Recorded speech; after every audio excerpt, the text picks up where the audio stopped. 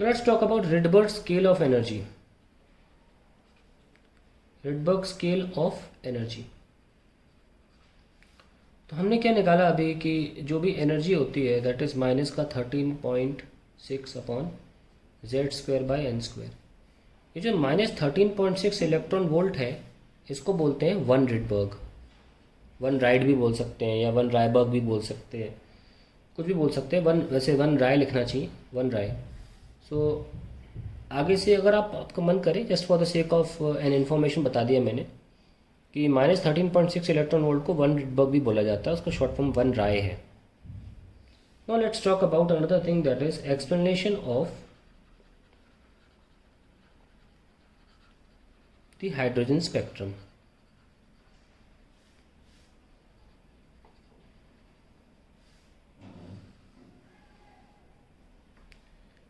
देखिए हमने इक्वेशन क्या निकाली, 1/λ is equals to Rydberg 1/n low square minus 1/n high square. Now the formula very clearly suggests that only specific values of wavelength are obtained. Specific values of wavelengths are obtained as n1, n low and n high values are specific, are also specific. That is, they can only be natural numbers, है ना. Natural numbers 1 से start होते हैं, 1 2 3 4 यही है. इसलिए lambda भी fix हो जाएगा, एक पर्टिकुलर वैल्यू ही आएगी. तो ये कहा जा सकता है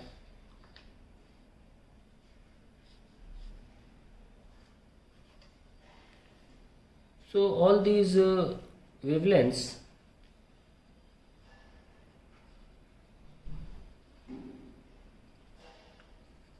should be in some kind of series, in some kind of definite series of wavelengths, या आप कह सकते हैं रेंज भी बोल सकते हैं, wavelengths और range of wavelengths. Range of wavelengths क्या मतलब है कहने का सीन देखिए.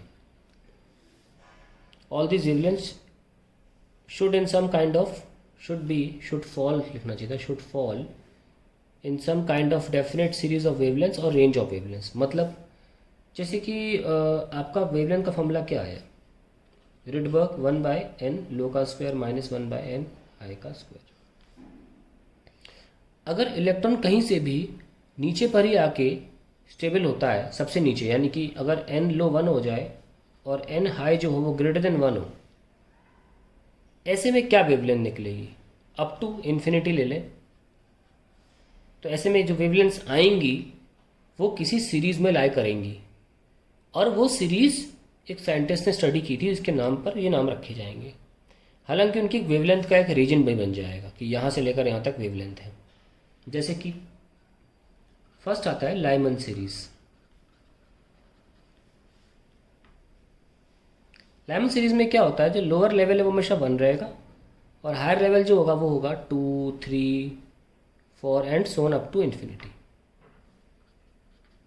ऐसे में r 1/1 square minus NH square ऐसे लिख सकते हैं, वेयर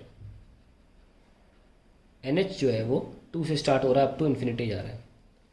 ये पूरा जो अगर आप सॉल्व करने बैठेंगे इसको, इसमें जो लैम्डा आएगा it will belong to ultraviolet reason.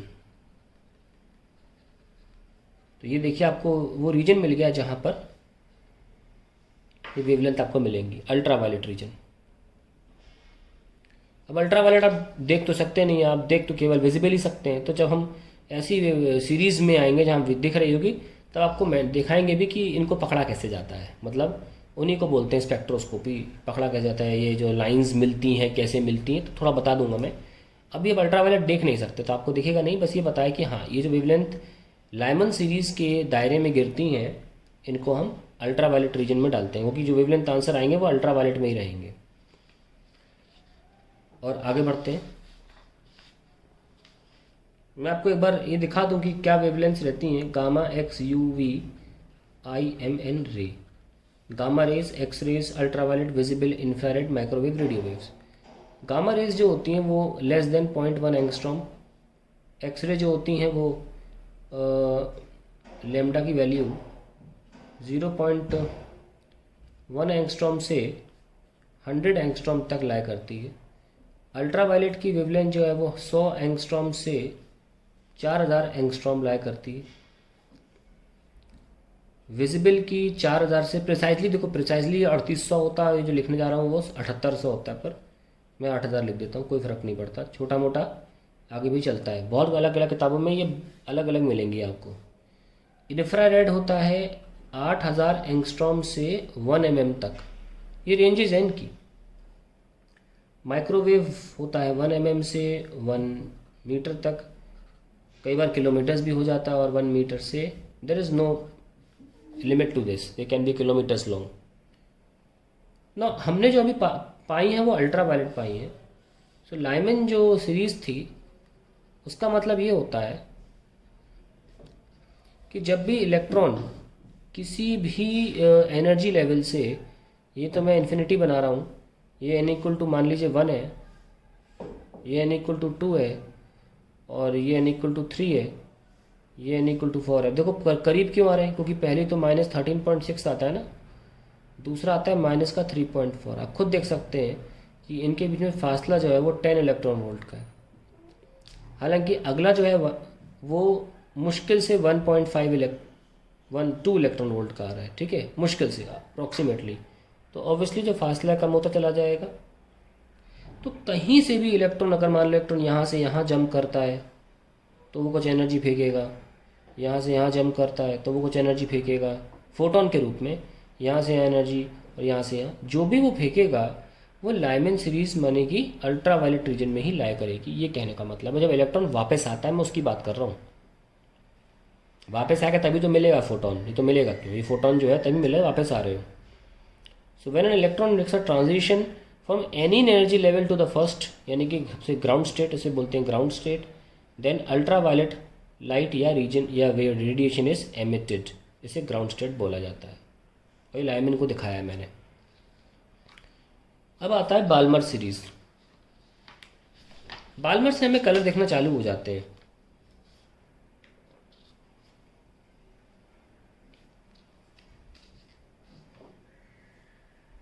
Balmer से हमें कलर देखना चालू हो जाते हैं। बाल्मर में यह है कि बाल्मर सीरीज लिख लीजिए पहले।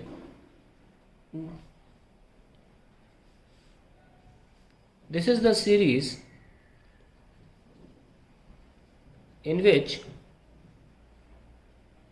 wavelengths lying in the visible region are emitted, in the visible region are emitted।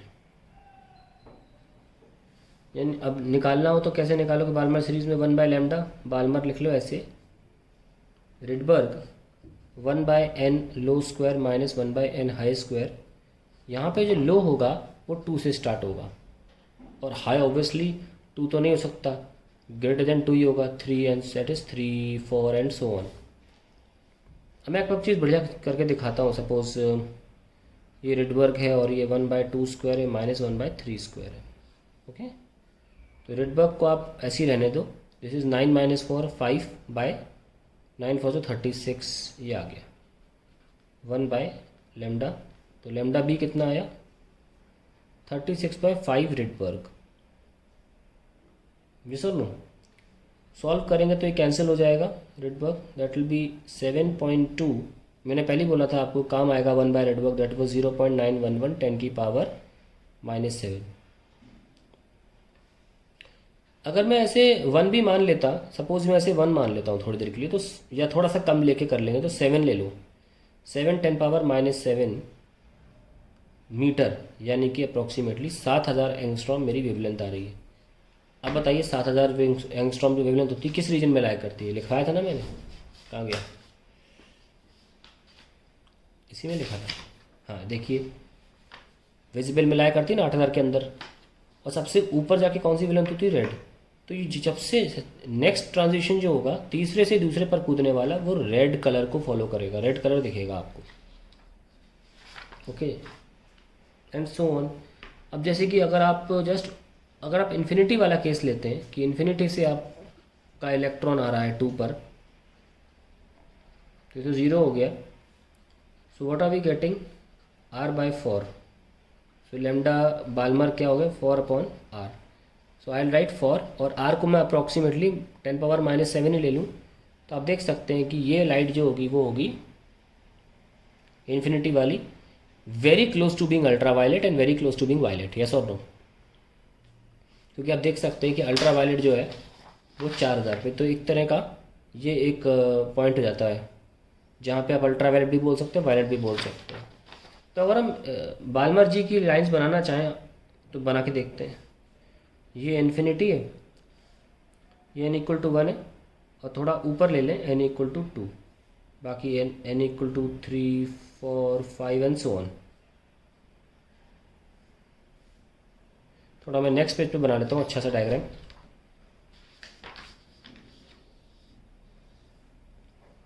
ये है n=1 और ये है n=2। ये ले लेते हैं अब थोड़ा अच्छा लग रहा है क्योंकि रेड भी लिखना है ना। ये n=4 है, ये n=5 है, ये n=6 है, एंड सो ऑन। 1 से मतलब ही नहीं है, तो अगर आप 3 से 2 पे कूद रहे हो तो ये रेड कलर की लाइट आएगी, और आप 4 से इस पे कूद रहे हो तो आपको ग्रीन मिलेगा। जहाँ तक मुझे याद है ग्रीन मिलता है, हाँ ग्रीन है, red, green and so on. और लास्ट वाली जो होगी, जो इन्फिनिटी से हो रहा होगा, वो होगी अल्ट्रा वायलेट लाइट। तो इस तरीके से आपने बाल्मर सीरीज भी देख ली। दिखती कैसे है, ये एक मटेरियल होता है जिसको हम बोलते हैं फोटोग्राफिक प्लेट।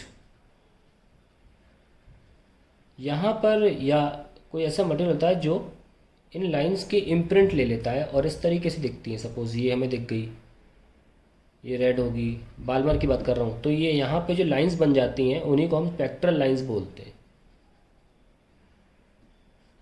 स्पेक्ट्रल लाइंस हैं, ये रेड वाली है, ठीक है।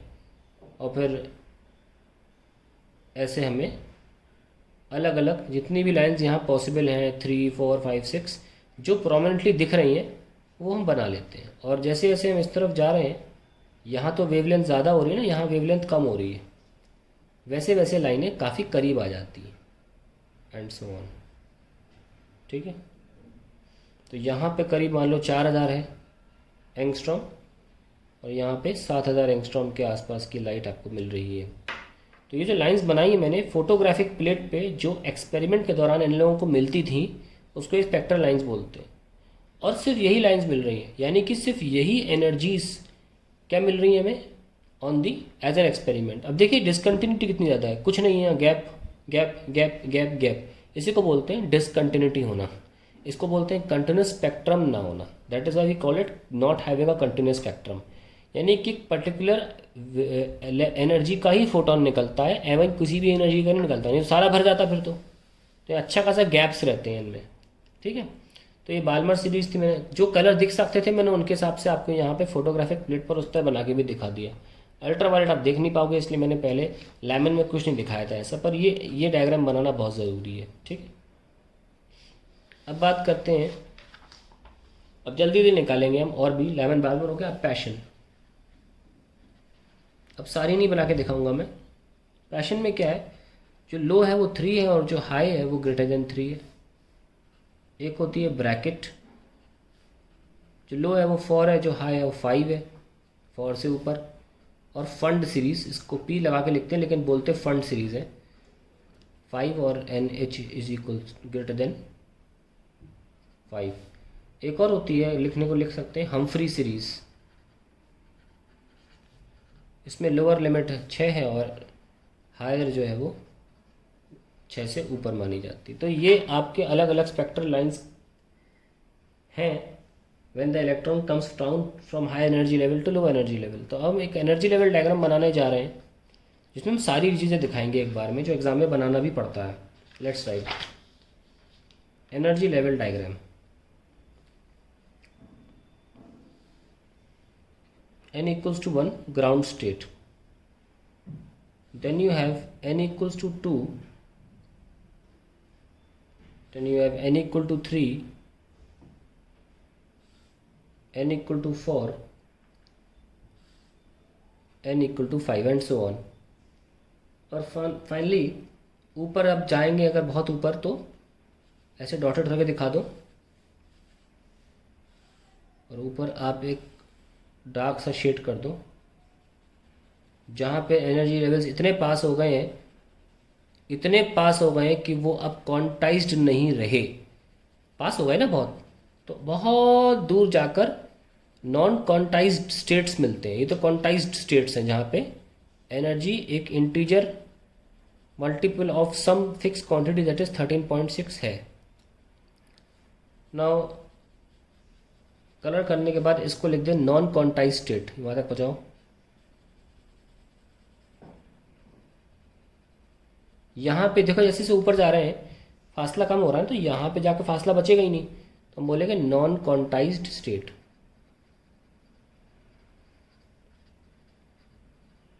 ओके, यहाँ पे है -13.6 इलेक्ट्रॉन वोल्ट, यहाँ पे -3.4 इलेक्ट्रॉन वोल्ट, यहाँ -1.51 इलेक्ट्रॉन वोल्ट, यहाँ -0.85, -4 पे हो गया, 5 पे लास्ट लिखूँगा 0.51 इलेक्ट्रॉन वोल्ट। ठीक है, तो अगर आप बिल्कुल बाजू से इलेक्ट्रॉन आ रहा है तो उसको लाइमन बोलते हैं। मार्क कर दूंगा properly.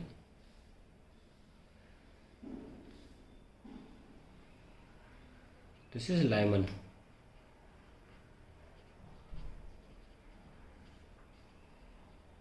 Now let's talk about Balmer. और यहाँ पे कौन सी निकलेगी wavelength? That will be ultra violet light. तो लाइमन हमेशा अल्ट्रा वायलेट लाइट फेंकेगा। लाइमन सीरीज वाले इलेक्ट्रॉन्स हमेशा अल्ट्रा वायलेट लाइट फेंकेंगे बाहर।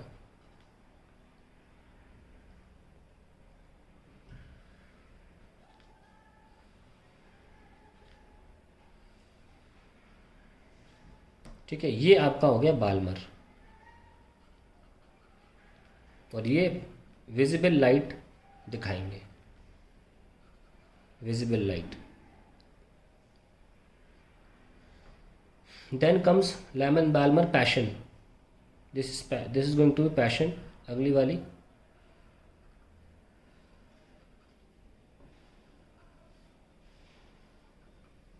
ये क्या है? Paschen. and this throws infrared। Okay, फिर आया ब्रैकेट। ये भी इंफ्रारेड है ना, एंड सो ऑन। ब्रैकेट है ये, इसका नाम क्या है? ब्रैकेट।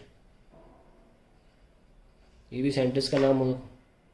तो लाइमन, बाल्मर, पैशन, ब्रैकेट और एक होती है फंड। अब फंड सीरीज बनाने की ज़रूरत है नहीं, इतना काफ़ी है। हालांकि n = 6 के लिए नाम बनाना पड़ेगा आपको।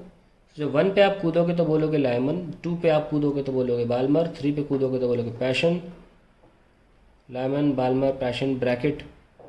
This is Brackett and then अच्छा हाँ 5 बचा है मेरे पास, तो I can make the Pfund series and so on. This corresponds to Pfund series. बेचारे वो क्यों रह जाएं, और आखिरी हम्फ्री तो बनाने की जगह नहीं है, ना बनाया जाता है। तो ये इसको बोलते हैं एनर्जी लेवल डायग्राम, जो कि बहुत इंपॉर्टेंट है।